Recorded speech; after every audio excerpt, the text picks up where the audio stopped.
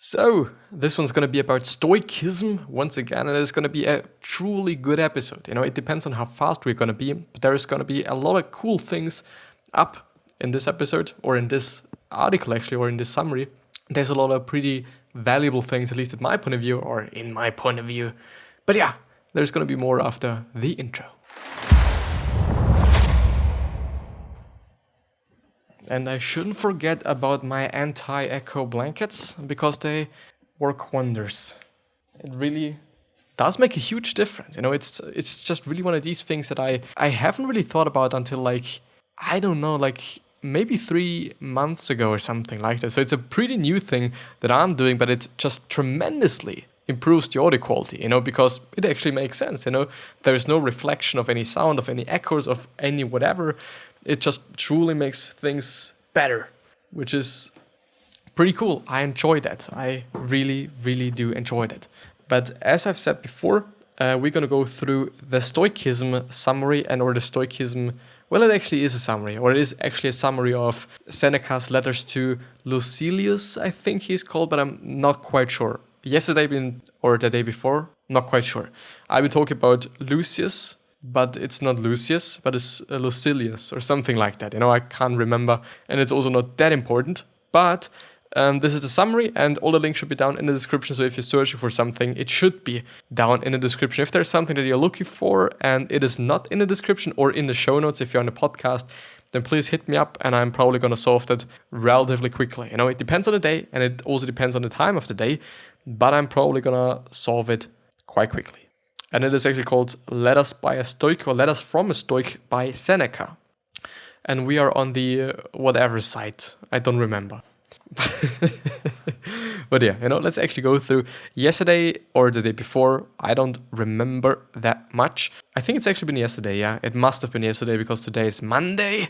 I'm actually really happy to record this episode, just because maybe I know that it is going to be a good episode. And I've also been able to read a bunch of these things that we're gonna talk about now, which is always something that really improves the episode, at least in my point of view, or in my point of view, as I'm always saying it wrong, according to my teacher, at least. So I think we've stopped there. So what fortune has made yours is not your own. It is something that I do not quite understand what is meant by saying that, but yeah, let's actually move on. But while he does not hanker after what he has lost, he does prefer not to lose them, which is something that's pretty interesting. Like, it hurts us more, and it is also something that I've been talking about in the last episode, so I'm repeating myself actually, but it is something that's actually the case. If we are losing something, it is more pain than it is pleasure when we are gaining something. It's really something that's pretty interesting, but I guess it also makes sense, in terms of nature, in terms of, like having 10 apples and gaining an apple as well, or just gaining an apple, which just lets you have 11 apples, according to my maths skills, is some pleasure. Yeah, of course, it is nice. It is great to have 11 apples, but losing one apple, if you're having one apple, is just really fucked up. Therefore, I can somehow understand that. Any man, he says, who does not think that what he has is more than ample is an unhappy man, even if he is the master of the whole world. And I think this has actually been the last one, but it is so incredibly important. It is actually good that I'm pointing it out once again.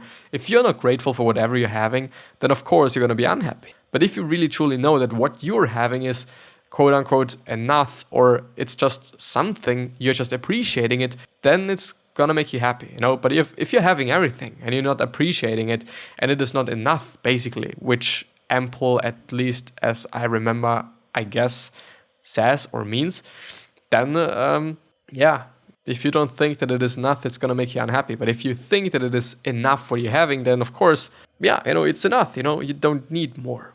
We need to set our affections on some good man and keep him constantly before our eyes, so that we may live as if he were watching us and do everything as if he saw what we were doing. It is actually a pretty interesting concept, since I think it is also kind of the main part or the core of a quote that I read a year ago. It must have been quite some time ago, which is doing things as if somebody else would be watching, or as if your mother was watching. And it is actually a really interesting concept if you think about it. Like, just imagine your mother is constantly watching you. Would you be doing certain things? Probably not.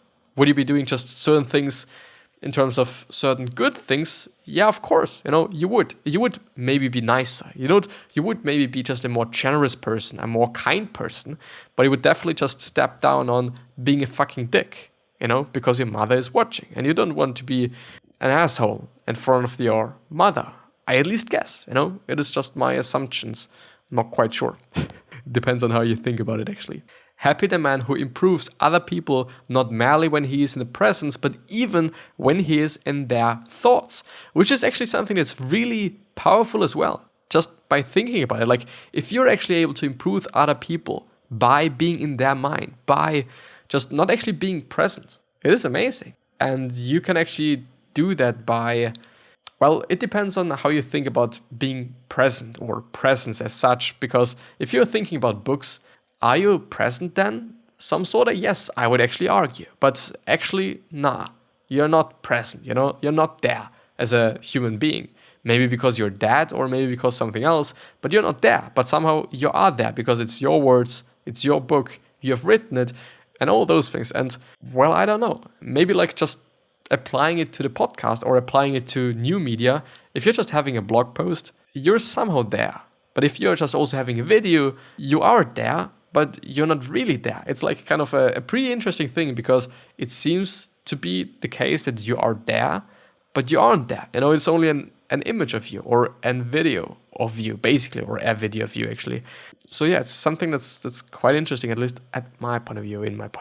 Be always pointing him out to yourself either as your guardian or as your role model. There is a need, in my view, for someone as a standard against which our characters can measure themselves. And actually kind of measuring yourself with somebody else or to somebody else or comparing yourself to somebody else is also going to be a topic that we're going to talk about today, which is something pretty interesting. Like, you have to think about that. These are some letters, or it is kind of the content of some letters that were written like hundreds of years ago, and it is still relevant. It's just insane. It really is insane. Like how much time changes or times change, and how much history changes as well, but how little it changes as well in some other just perspectives. We have good reason to say, I trust this finds you in pursuit of wisdom. Some continually remind yourself, Lucius, of the many things you have achieved. When you look at all the people out in front of you, think of all the ones behind you. And it is incredibly important. Like, especially, I would say, but actually by reading this, you can somehow assume that the people back in these times, they have also been comparing themselves with other people. It is still something that we are doing, and it is still something that is fucked up. It is still something that you should not be doing because it doesn't actually make any sense, You should be comparing yourself to yourself, which is also going to be just actually called out in this text here or in the summary here. And comparing yourself to somebody else, which is probably in front of you maybe, well, yeah, okay, these are in front of you, but they are not you. And there's going to be a lot of people behind you as well, but you are not them. So comparing yourself to yourself is kind of the best thing to do there. But also like literally having kind of the balance between, okay, I'm having a look at people that are just way in front of me, and I'm also having a look at people that are just way behind me. It actually makes sense to just be like, to maybe get things in perspective once again, because it is actually a common thing that we are comparing ourselves to people that are way ahead of us. I do understand it. It does make sense to just have a look at them, to just admire them, to just look up to them, actually. But I don't know if it's actually going to make you happy, if it's going to make you just, of course, you can learn something. It's not about learning here, but it's about just feeling bad about that then, just because you are not in this place at this point in time, But by actually also looking back, you somehow create some sort of a balance. But I would in general say to just not do either of both things, I guess, but to just have a look at your own or on yourself and just see how you have progressed in the past years or past months or past whatever, which is probably like better than anything else. Why be concerned about others? Come to that when you have outdone your own self. It is actually just what I meant. Come to that, to being concerned about other people when you have outdone your own self. when you have been able to surpass your own self, I don't know if it is gonna working, I don't know if this is gonna be a thing that you're gonna get to. Probably not. Therefore, like, it is clear to you, I know Lucilius, that no one can lead a happy life or even one that is bearable without the pursuit of wisdom, and that the perfection of wisdom is what makes the happy life. I don't know. I'm not quite sure about that. I'm not quite sure if wisdom is actually the thing that we all are trying to pursue. Maybe it in some kind is. Maybe it is like wisdom doesn't necessarily just only mean like knowledge and also kind of unimportant knowledge, but maybe also figuring things out and just seeing them and or just maybe feeling them as well. Maybe this is something that we are looking for, to just feel another person, maybe to feel like having a cool car, a cool house, and all those things. But wisdom as such, like, I'm not quite sure. Like, I don't even know if he actually meant wisdom as such, if he meant wisdom as knowledge, because if he just meant knowledge, I guess he would also had used, or whatever you're saying, I don't know, knowledge as a word.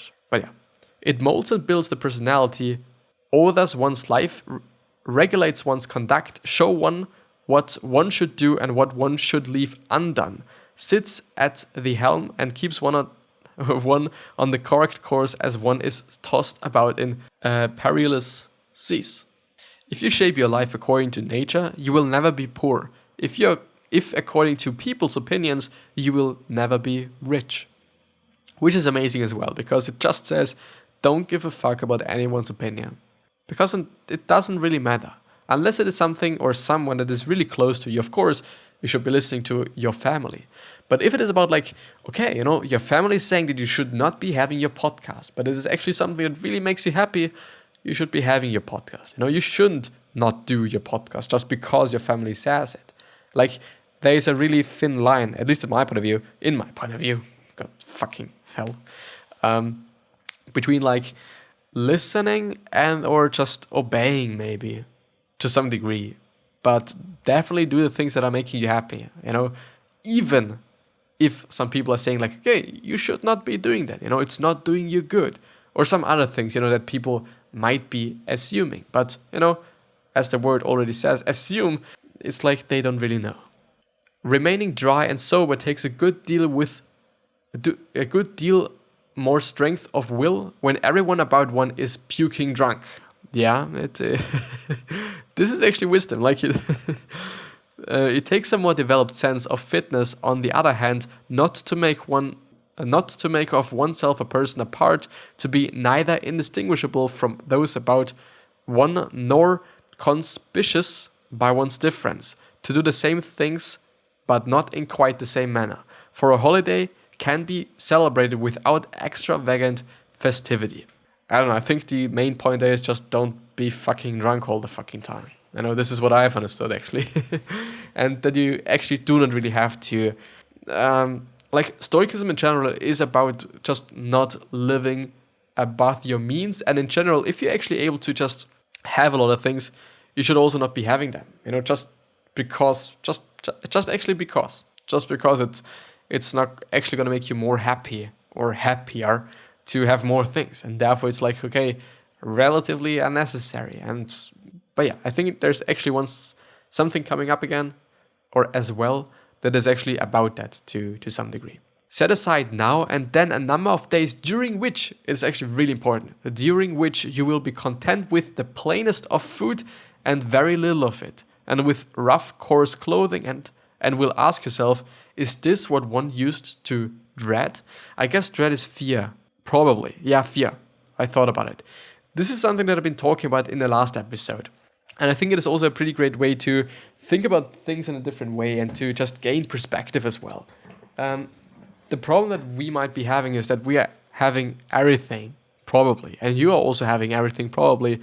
And there is not really such a lot of things that we are consciously grateful for, unless it is actually something that's truly amazing. Like if something happens and it is just something so extraordinarily and something that's so fucking great, of course we're gonna be appreciating that. Of course we're gonna be grateful that this certain thing happened. But what about the small and little things? What about the food that we're having? You know, the not plain food, probably, or plain food actually, and just our rich and nutritious food, like all the fruits that we're having, all the nice meals that our mother cooks us. Maybe, actually, no.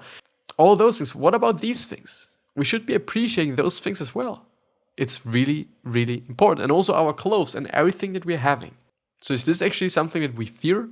I think it is actually a pretty great way to being able to sustain yourself and actually kind of train yourself for maybe some days where you're not going to be just in the best position to maybe gain happiness as well. You know, because if one of these jobs that you're doing is not really making you happy and you think like, well, there's no way around that. I can just make that work. And you just quit that job and you're, because of that, maybe homeless or you're not having a lot of money, then you're actually going to be used to it just because you have been able to do that on certain days, on a certain number of days. Because on these certain number of days, you have been eating fucked up food, you haven't been clothed well, and all those things, like all these things that we somehow fear to not have. And then if the tough times actually come, it is okay for you. It really is. Maybe it is actually also something that you should just in general be doing, like living just below your means and saving money for those things that actually matter and not those things that you kind of think matter, like a new car or whatever, unless you actually need one. Like, you know, there are some situations where you just need some things, you know. I'm not going to talk negatively about just cars and houses and watches. If you want them, if it is something that's truly making you happy, just please buy them. But I would argue if it is actually making you happy, I don't know, something that you basically have to think about on your own, I guess. So, my dear Lucius or Lucilius, start following these men's practice and appoint certain days on which you give up everything and make yourself at home with next to nothing. Start cultivating a relationship with poverty. A good character is the only guarantee of everlasting carefree happiness. And I would say so as well, you know, because money can just not last forever, probably, but a good character does, hopefully. But, you know, if you're having a good character, and if you, in terms of, I would also say character not only in terms of, okay, you are a nice person, and you are such a kind of person, I would say, but also the way you're thinking about things, about situations, which are totally gonna just make up for your happiness. You know, if you're just seeing the good in things, if you're just really optimistic, if you're grateful and appreciating these things, of course, you're gonna be happier if you're just compared to somebody that's not really grateful and only seeing the negative in every single situation and all those things. Like, it truly does make a difference. It truly does. But something that can never be learned too thoroughly can never be said too often. With some people, you only need to point to a remedy, others need to have it rammed into them. Yeah, it's people, I would say. It really is people. I think it's about teaching there, but I'm not quite sure. How can you wander your travels do you, and this is an amazing one, how can you wander your travels do you no good when you carry yourself around with you? You are saddled with the very thing that drove you away, which is you. And if you're thinking about it, and it is actually a quote that I've seen before as well, you know, but I still just find it really amazing. And I've actually forgotten about it, unfortunately. But I would argue it is actually the case. Like, if you're really happy about or unhappy about something, I don't know if being in another place, like in terms of psychological things, like of course it's going to just make a difference if you're just in another place, if you're on your holidays and all those things. But if you're truly unhappy with yourself, you're not able to kind of escape yourself. Unless you're actually just, I don't know, consuming fucking loads of drugs in your holidays. You know, it's going to be something different. Or your vacation, actually. But I don't know, like you can't escape from yourself. You know, you can't run away from yourself. It is like, I don't know, if there's something in your mind, it is stuck, you know, unless you actually find a solution for it. And I hope that you're finding a solution by, for example, getting professional help, which is totally fucking fine. It really is. I wasn't born for one particular corner. The whole world is my home country. I don't know, I don't know what, I think it could actually change the way you're thinking about being in another place and not thinking about just living abroad. Like, I don't know, I would argue, like, if you're just living in a place. If you're living in a place for a year or 2 years, it's gonna feel like home. Of course, it's not gonna be like home, like just, I don't know. It depends on how long you've been living there, of course. But yeah, I'm also thinking about just moving to an English-speaking country because I would like to do that, I guess. It actually is just because of the language, just because I like to speak the language, which is kind of the only reason. And I think also in terms of like opportunities, I guess, as well. I would argue that I might be having better opportunities in a different country, some sort of, and just literally only because of the language. Of course, I could just stay in Austria, but I don't know. I would actually kind of like the experience, I guess, to live just a year or maybe 2 years in probably like Ireland. I would actually just move to the UK. But the problem is like with all the Brexit shit and all these things, it's maybe not gonna work out, and then just coming back again just because something is fucked up there and whatnot. I'm not really looking forward to that. But I mean, like Ireland, Scotland, these are all just great opportunities, and also Australia. I'm actually having relatives in Australia, but also, I don't know, New Zealand. The only problem there is just the UK and just Ireland and whatnot. It would actually be pretty great just because of the time zone. Like, if there's a need for me to just get home, I can get home. If there's something going on with family and whatever, I'm able to get home. But if it's like I'm in America, then, 6-hour flight, it's not that easy. It's literally not that easy to then get home. Like, it is something to think about. It is something to just, have a conversation with yourself about. A consciousness of wrongdoing is the first step to salvation, which means redemption, which means deliverance, which is saving, help, reclamation, damnation. A consciousness of wrongdoing, which is crime, law breaking. This is why I look on people like this is a spiritless lots. The people who are forever acting as interpreters and never as creators, always lurking in someone else's shadow. They never venture to do for something for themselves the thing they have spent such a long time learning. And I think it is actually a pretty great way to end this episode here. So maybe think about just doing something, creating something. I'm not really talking about just, you should be having your own YouTube channel, of course. If it is something that you're thinking about and if it is something that's actually going to work out pretty well for you, then of course do it. It is a great thing. It really indeed is a great thing. But I don't know, I don't want to force you or something, but write a book. You can. You literally can. Therefore, you maybe also should. Maybe also not. Only just because you can doesn't mean that you should. And all those things. Like, try it out, and or just having your own product, your own t-shirt line, your own just clothing line in general. Like, you can do such a lot of things. You can be just a creator in such a lot of different ways. You could also just be a poet, make songs, or just compose music. It is amazing, what we all are able to do in nowadays eras. But yeah, I hope you've liked this episode. I think it's been a great episode. Unfortunately, we haven't been able to just get that far, maybe. But yeah, I still think that it is a pretty valuable episode and it's a pretty good one as well. So yeah, I wish you the best health, of happiness, and also success. And I also hope that you're going to remind yourself and you're going to be remembered, which basically means your legacy, which basically means just being a nice person, then also being remembered as a nice person. 3 other questions are, why are you here? What are you trying to change? And what is bothering you the most? These 3 are hopefully going to show you your purpose and maybe even a business idea, since comedy started off out with solving something that really pissed them off before or in the first place. I'm going to see you the next time. So please consider subscribing to the podcast and also to the YouTube channel. I would appreciate that. And I'm going to see you the next time.